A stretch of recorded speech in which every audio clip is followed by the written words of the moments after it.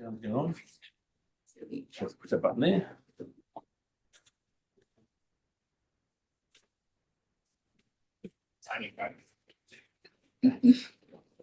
Good afternoon, everybody, and welcome to this Sort Events Measure Management Joint Committee meeting.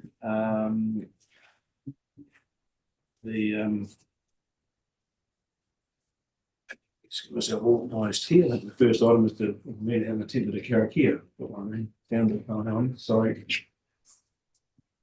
My computer just rebooted and I haven't got anything on my screen, so just give me a couple of minutes.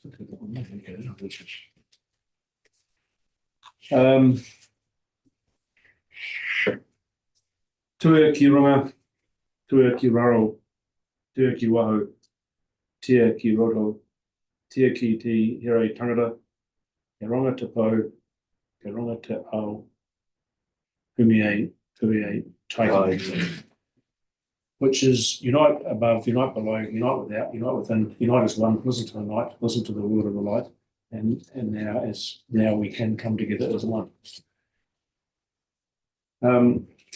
So we've got apologies from Mia Tamer, Mia Jock, Mia Sophie, Matt Halley and Sandy Graham. So that just means that we've got Mitch is online and there's a whole stack of other emergency management people there as well. Do we need to move? Yes. Mel, are you going to move that we receive those apologies? I'll second it. All in favour? Carried. Yes, we do. Quorum's 3. 1, 2, 3. So, yep, it's in red here. Quorum, 3 members. Confirmation of the agenda is next. Any changes? Or are we happy with that? All good. We have to move that as well. No, excellent. Thank you. And then the next item is to confirm the minutes of the joint committee meeting of the 5th of December as a true and accurate record. Was I there for all of it? It was online here, so you move, Mel. John, make sure you're going to second it. Yep, happy to. All in favour? Yes, carried.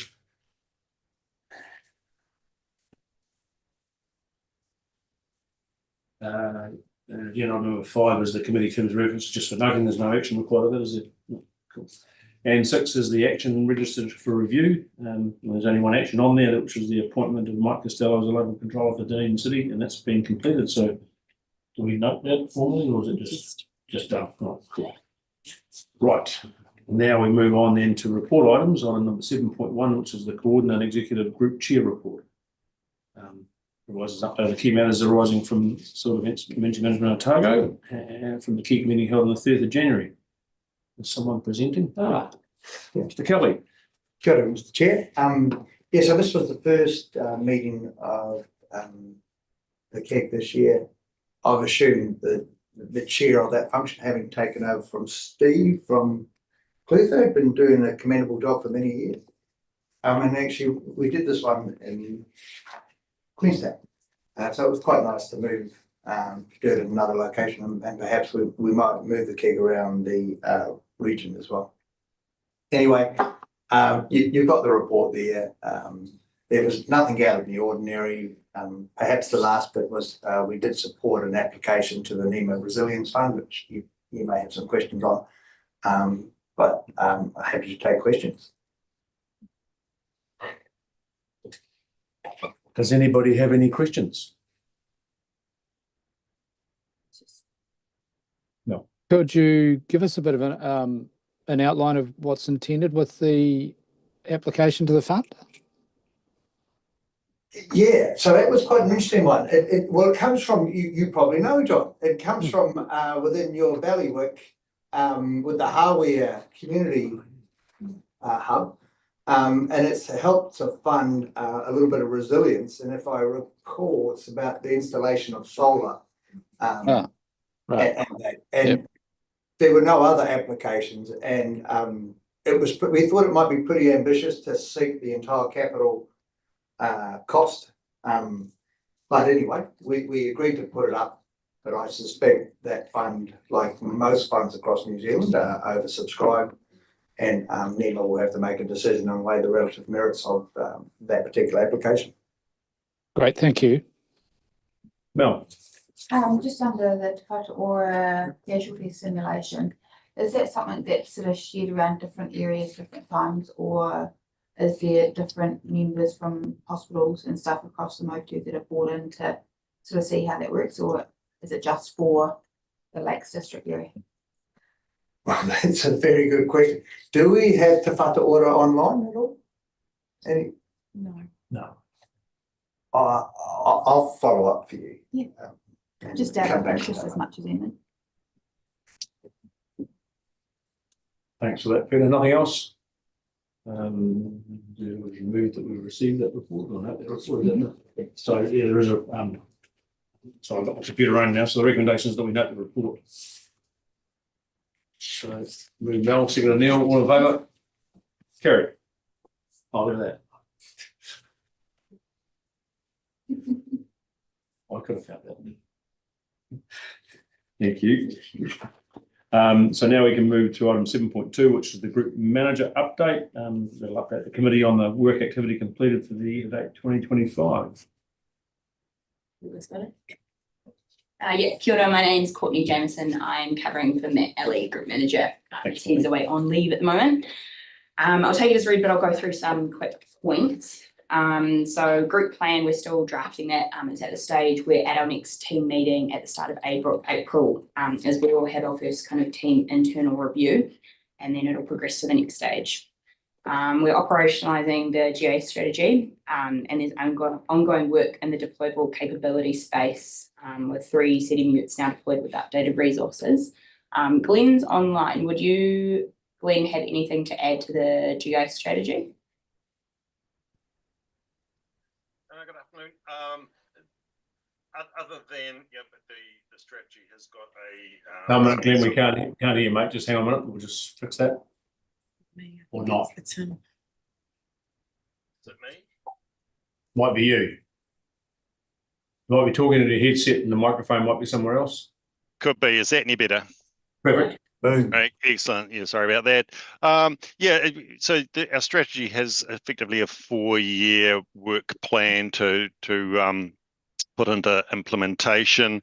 The first year is largely about setting up the framework for a common operating picture, GIS-based system, and we're making some great inroads in that. We're also making some steps forward into year 2 work already around the training and supporting material to actually start to then get the EOC teams up and running with it. We're hoping to be able to use the 20 May exercise as an opportunity to demonstrate the value of it to the various districts.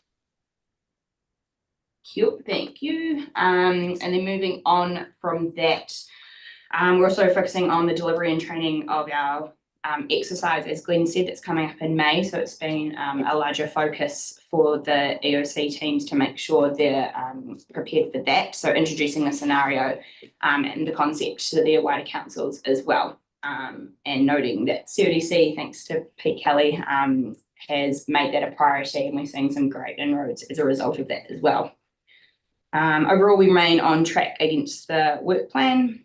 And staff updates. Paul Allen has resigned and finished with Emergency Management Otago now. Recruitment will be in the first quarter, and in the interim, one of the Dunedin emergency advisors had taken some of his work in terms of the welfare portfolio. We've also had our admin person start, Emily, and also Rod is now started in January. He's our new team leader for the group office. In the community space, we have our annual public preparedness survey and regional campaign that are planned for the next half of the year. Clued Up Kids, which is our school preparedness program as well, is also ramping up in the inland area and continues to be a planning focus. Specific hazard planning continues. We're updating our D4H channels in terms of our 4 main hazard areas, and also socialising these with external agencies such as FENS and Health as well. The only outstanding actions we had was in regards to doubling the annual training hours, but that's cut in terms of the EOC training hours. That's currently awaiting KEG approval and discussion.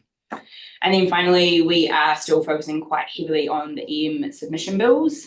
Submissions have been received, are in the process of being looked at, and we'll have a bit of a clear idea of commitments and what that means for joint committee once those submissions have been reviewed, and what in terms of long-term planning and resources are required to implement it. So that's kind of a watching brief at the moment. Happy to take any questions on that. Thanks, Courtney. Appreciate that. Thanks, Courtney. Very helpful. Just a quick question for me, and it relates to the work plan. If I understand it correctly, there's nothing of any significant concern for us to Not at apply this some stage. action or anything. That's I think I No, read it it's right. still very long term in terms of joint committee and the resource required from that. So it's a update, but no action required at this stage. I like the way it's reported with the colours and stuff. That sort of when you read it, it makes sense. It's a good way to do it. So I'm sure it's probably been around for a long time, but it makes it a bit easier. Any questions from anybody else? Yeah, I've got one, Neil, if I may. Yep. Cheers, thanks. Hey, so I'd heard that there had been some changes to EMO funding through the ORC LTP. Is that, I didn't see that mentioned in the report. Has there been any change, or is it steady as she goes? I'm not aware of any. Maybe Richard could do it. I can answer that one. So, Thank no, there's no changes to funding in the annual plan. So the second budget just carries through. What we did flag through the annual plan, and maybe that's where the comment was picked up, is we anticipate the EM bill having a impact of some significance on our long-term plan funding requirements for CEDM. But we flagged with council that there was no change required for the annual plan, and obviously we'll carry on that conversation once we kick off our long-term planning, and that'll be something that comes through the joint committee as well. Excellent. Thanks, Richard. Cheers, Neil. Yeah, all good question. Yeah, it had been rattling my brains about. I didn't think we changed it, but yeah, which is correct. So thanks. Mel, anything from you? I guess it's just on the training, and just note on the table 2 of the appendix. Waitaki is well down in the percentages on that one. And I know that there's probably a twofold in that. They're just wondering how some of them are captured and whether it's actually quite on, par with what's actually happening on ground, which is one thing. But I guess the other is, the difficulty, and I think most of the regional councils will be struggling with it, of trying to get their staff to trainings out of town and finding the capacity and the funding for that. So just wonder whether or not we either shift those around to, make it a cost sharing exercise across the district. Yeah, thank you. Yeah, that's a good question, because you're right. Right now across local government and the regional, it is frantic, isn't it? And there is so much going on with the reforms that it has the potential to almost overwhelm and swamp stuff. But look, when we actually had this meeting, at that time we did this meeting, there were probably 4 or 5, 6 councils in a declared emergency. And so all the chief executives sort of came away realizing that we do have to prioritize this, we do have to re-energize this.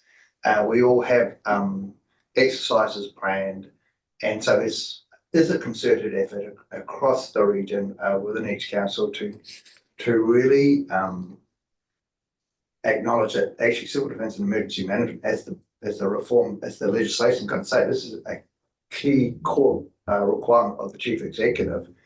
And so you're going to have to staff these exercises, and you're going to have to build your training base. And so I think we all came away. So this is reflective of where we were at the end of the year, because this report is looking backwards. But going forward, I think we'll see an uptick in numbers. And as I guess as NEMA standardised the training program across New Zealand, so there's a standardised set of training, then we'll see that come through. But I expect to see an uplift in qualified staff within the next sort of 12 months as we work our way through it individually. Is that likely to translate into the other councils, or all councils, having to look at their budgets for that in the coming annual plan, I guess? look, when you look at the legislation, and we'll be able to probably touch on that, but it is quite clear that I think the legislation is wanting to professionalise civil defence and emergency management across New Zealand and lift the skill.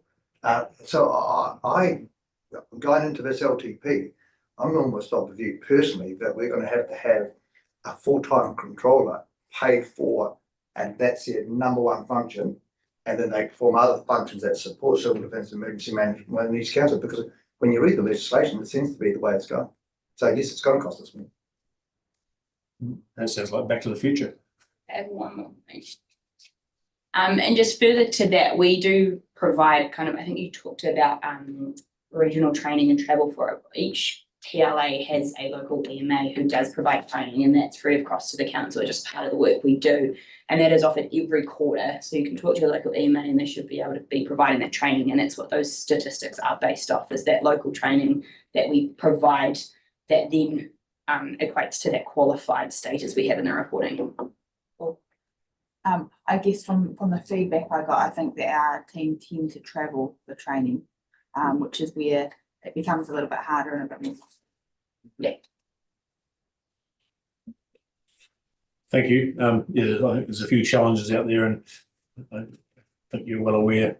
We're all pretty well aware, and they're only going to get greater, I think, and there is going to be a cost to it ultimately. And I'm sure that our future, or even our current annual plan, but more likely the LTP will have to reflect on that. Anything else? So the recommendation I've got is that the Joint Committee notes this report and notes the work plan update, which is attachment 1 of the report. So I'd like to move. Mel, move. John, you seconded that, didn't you? I certainly did, Neil. Yeah. All those in favour? Aye. Carried. Okay. Item 7.3 is the finance update, which is the financial performance from July 24 to December. Sorry, 24. Goodness me. I was being smart. I think it's in 25 already. July to December 25. Anybody going to speak on that in particular, or is it's all as simple as is? Has anybody got any questions? Oh, Richard. Well, I can cover off from that, brother. Putting caught you on the spot. So look, it's forecasting to be slightly favourable by year end, although it'll only be moderate. There's been an overspend in staff time because of the number of emergencies we've had, which you'd expect, but that's offset with some reduction in planned expenditure or things coming in slightly under what was prepared. So it's, from my point of view, in terms of looking at these budgets, I'm comfortable where this is at. It will obviously be subject to what happens over the next 4 months in terms of the final year-end position, but yeah, not too much to report on there. So pretty much barring any more emergencies, we should be all good. Don't curse it. Can you control them, please? Right. Any questions from anybody? No, good. Right. So the recommendation is that the Joint Committee notes this report. I'll move that. Mel's going to second it. All in favour? Aye. Thanks much. Carried.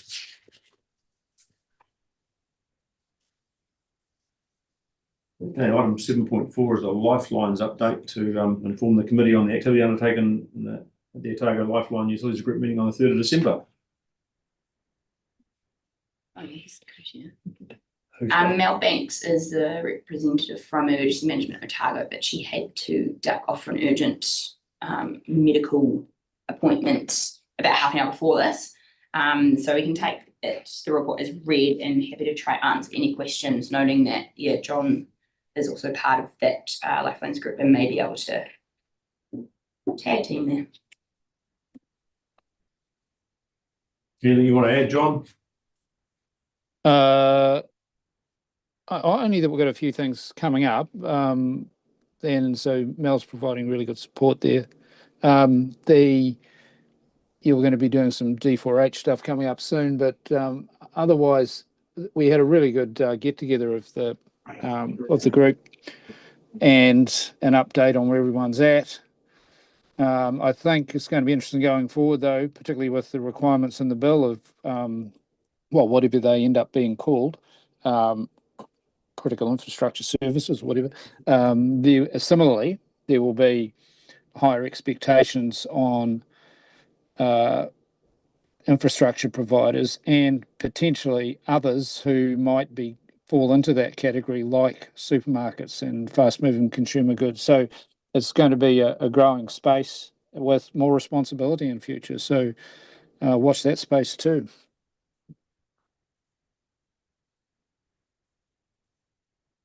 Thanks for that. Any questions?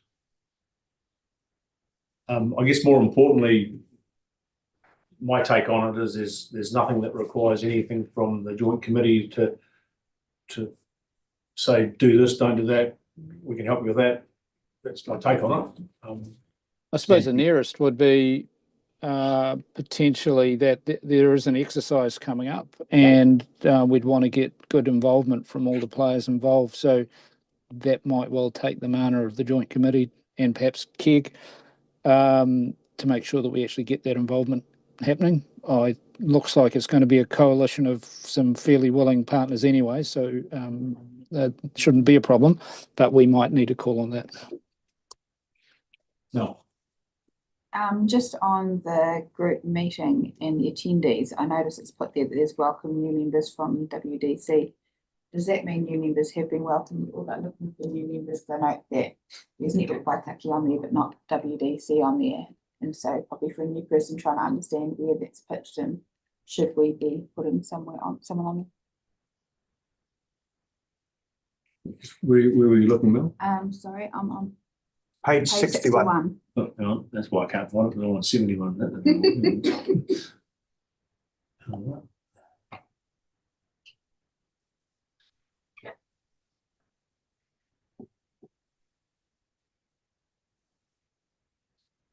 I'm not sure who I'm asking the question to. I would expect, particularly as with the utility provision, that you would have a representative at the table, so maybe we can follow that up and check in with Alex as well.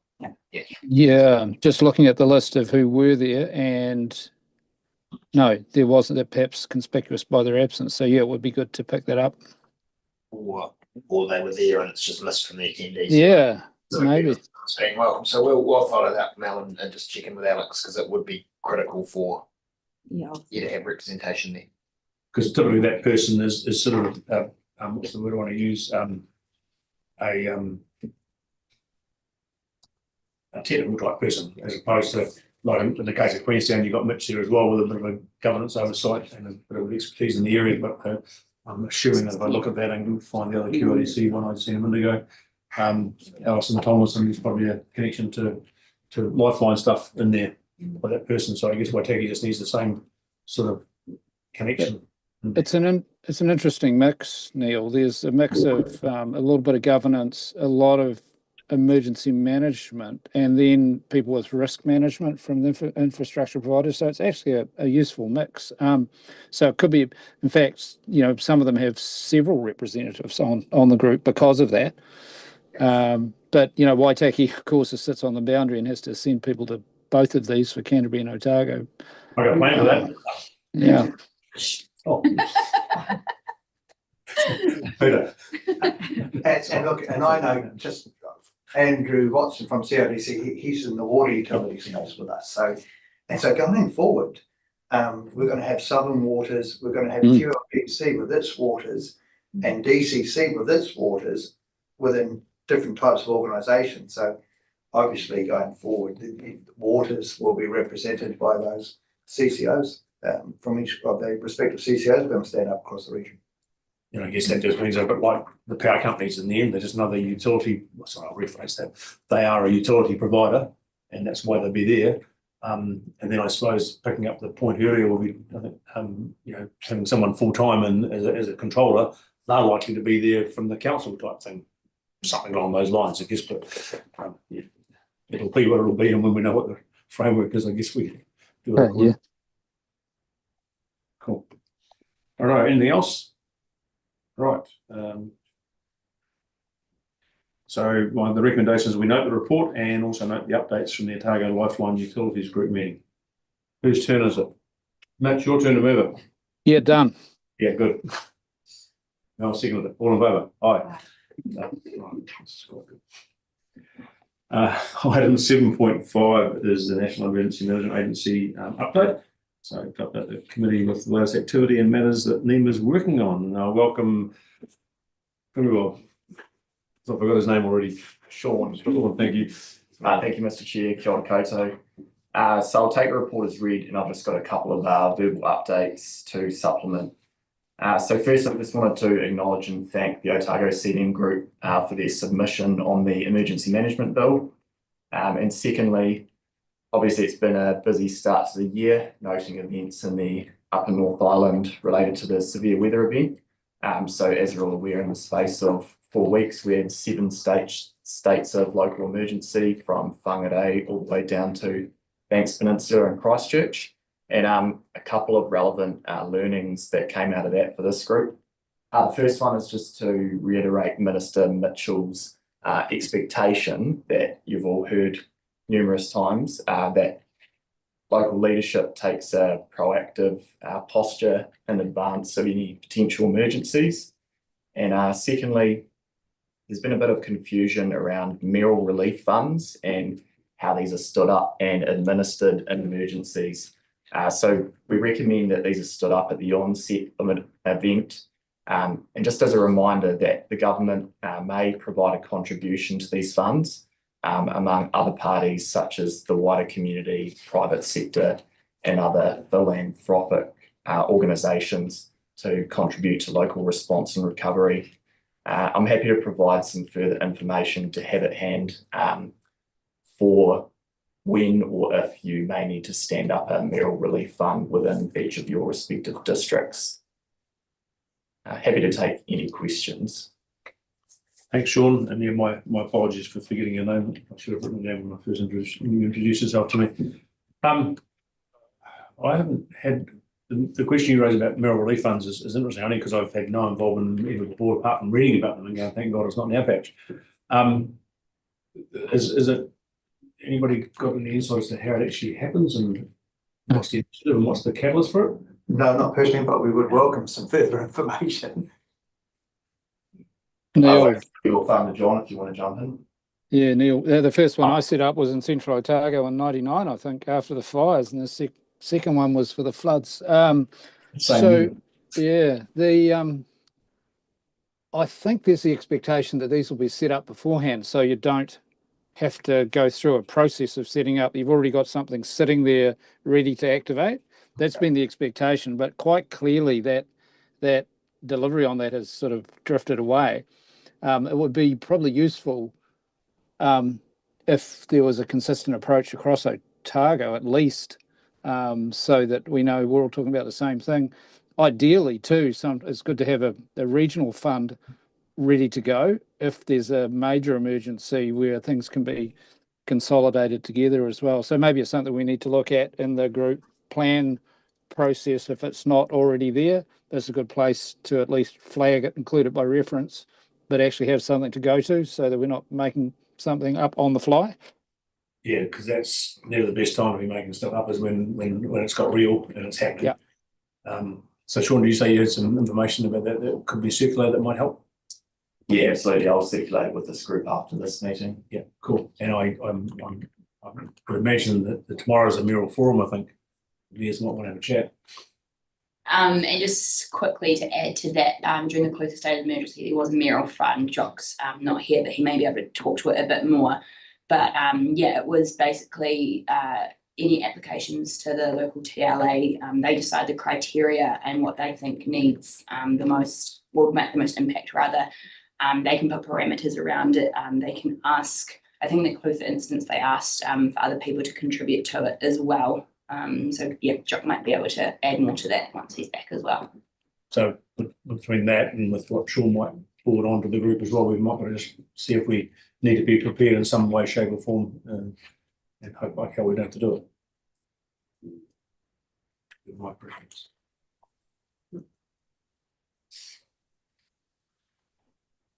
I can't help, John, I've got to ask, in 1999, was it set up on the fly? No, what?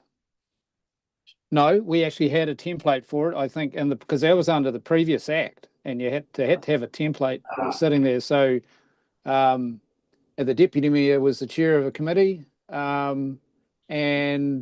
so the mayoral thing's a bit of a misnomer. It's actually a local authority fund. Yeah. It's got the mayor attached to it just for mana, really. And they don't get a checkbook to use. Yeah, so then that was used a couple of times after, but yeah, it sounds like, with particularly the change to the 2002 Act, some of that stuff sort of stayed in place for a few years, but once the second round of plans were written, and Otago would be the same, they slimmed the plans down and that sort of stuff got dropped out. So there's probably something sitting around in someone's file that would meet the need anyway. And anyway, so probably not a significant amount of work necessary unless the rules have changed, and I don't suspect they have. Oh, cool, thanks for that.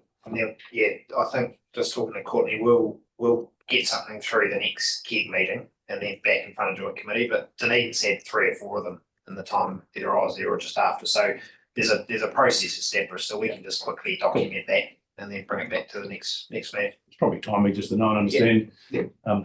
I can say that in 1999 I wasn't the deputy mayor, so I know nothing about it. Hello, it was the chair of the I can't remember her name, but yeah, she did a great job. Yeah, right, thanks. Okay, right, thank you, Sean. No other questions? So, who did that? Your turn now. To move that we note the report, and I'll second it. All in favour? Aye. Carry. Item 7.6, which is the emergency management bill submission. So there's the group submission that we made on the emergency management bill number 2, be endorsed, and also to present the CDM special interest group submission as relevant national sector context. So obviously the team people have seen the one that we sent, and then the special interest group wrote a book.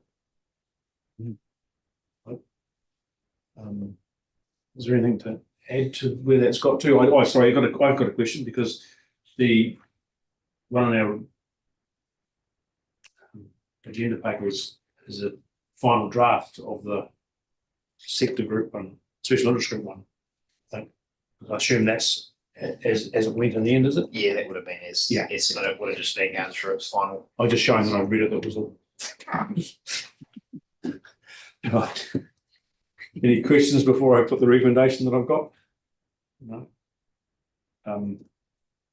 So I'll just note the work that Matt and the team did to pull that together. It was really good, and good to actually glib, but it was I think succinct and to the point, covered the right things, and thanks Mitch for some of your input you sent back.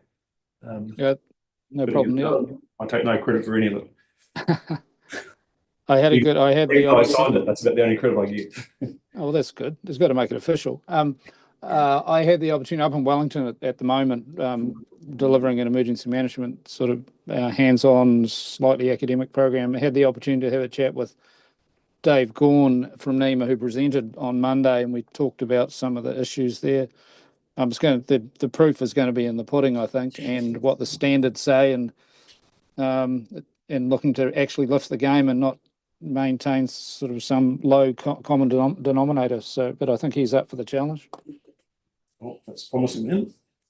Okay, so the recommendation is that we note the CDM special interest group submission on the emergency management bill number 2 as relevant national sector context, and endorses the Otago Civil Defence and Emergency Management Group submission on emergency management bill number 2 lodged with the Governance and the Administration Committee. I'll move that. John will second it. Yep. And all in favour? Carried, thank you. And now the next item, the last item on our agenda, 7.7 is the 2026 Joint Committee meeting schedule, and there's a paper there saying we need to look at revising our dates, and we could try and do it by committee here, but half the committee's not here, so I don't think that's going to work. But I reckon it'd be a good idea if we were to say that, let me just get to the right page so I can say the right thing. Hang on, sorry. There.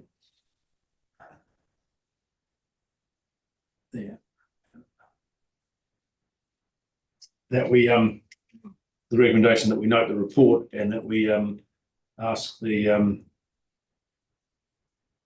KEG to, put its wise heads together to come up with a, meeting schedule going forward. Rich is going to speak to that, or Peter, or both.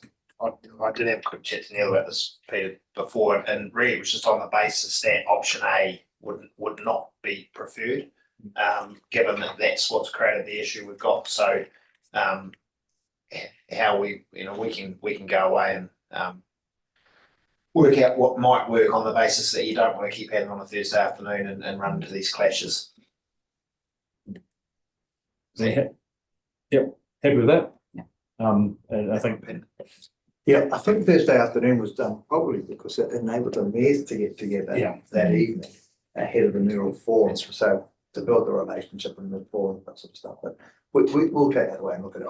I know currently we had the mayoral forum spotted, so we'll probably look to it. and now you've got a situation where a couple of the members aren't mayors and don't want to be. Just saying out loud in case anybody's listening.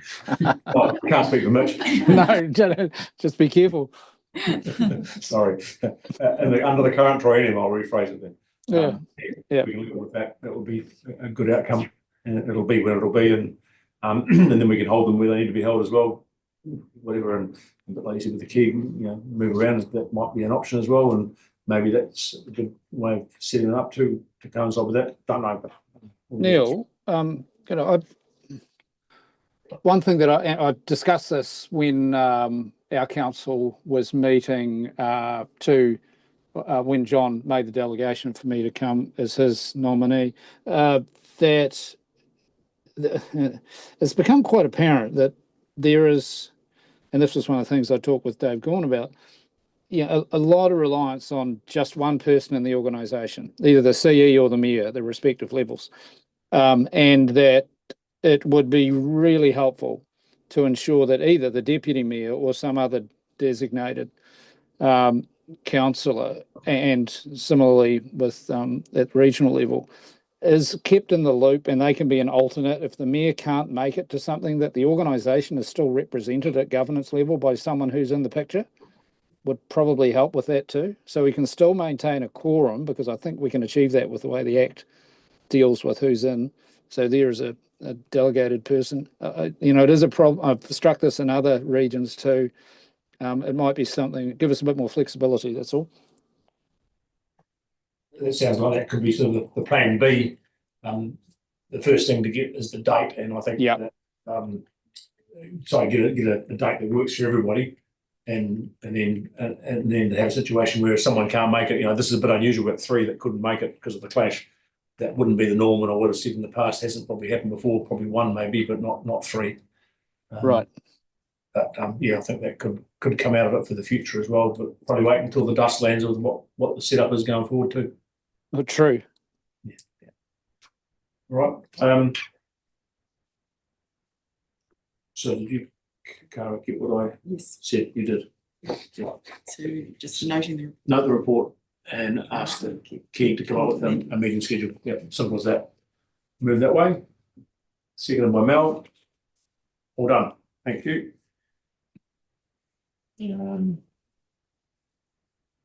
General business. Any other business?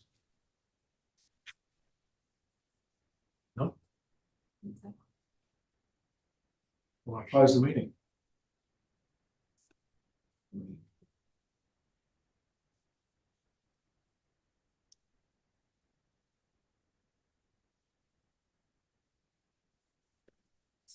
You got a treat. I'm going to use the one that I know better.